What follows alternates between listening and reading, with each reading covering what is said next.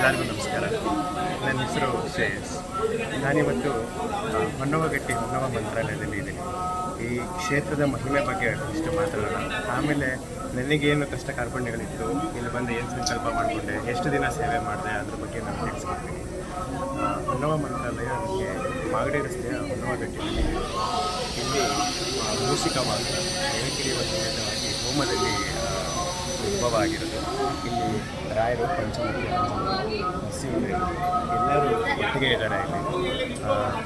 ನನಗೆ ಇಲ್ಲಿ ಬಂದಾಗ ನನಗೆ ಸ್ವಲ್ಪ ಕೆಲಸದ ತೊಂದರೆ, ಆರೋಗ್ಯದ ಸಮಸ್ಯೆ ಇಲ್ಲ. ನನ್ನ ರಾಯರನ್ನ ಏನು ಕೇಳ್ಕೊಳ್ಳಿಲ್ಲ, ನನಗೆ ಕಷ್ಟ ಇದೆ ಮಾಡ್ಕೊಡಪ್ಪ, ಕಷ್ಟ ಇದೆ ಸಾಲ್ವ್ ಮಾಡ್ಕೊಡಪ್ಪ ಅಂತ.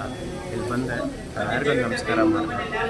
ನರಸಿಂಹೇಶ್ವರದಲ್ಲಿ ಗುರುಗಳಿದ್ದಾರೆ, ಅವ್ರ ಹತ್ರ ನಮ್ಮ ಕಷ್ಟಗಳನ್ನು ಹೇಳ್ಕೊಂಡು ಯಾವುದೇ ರೀತಿ ಜಾತಕ ಆಗಲಿ ಬೇರೆ ಏನು ನೋಡೋದಿಲ್ಲ. ಇಲ್ಲಿ ನೀವು ಬನ್ನಿ, ನೀವೇನೇ ಪಾಪಕರ್ಮಗಳು ಮಾಡಿದ್ರಿ, ನಿಮ್ಮ ಕರ್ಮದ ಗಂಟನ್ನು ಕಡಿಬೇಕು ಅಂದರೆ ರಾಯರೇ ಅದಕ್ಕೆ ನಿಮಗೆ ದಾರಿ ತೋರಿಸ್ತಾರೆ.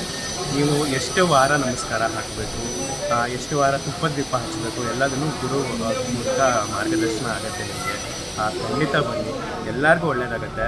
ನಾನೇ ಒಂದು ಸಾಕ್ಷಿ ನಿಮ್ಮ ಮುಂದೆ.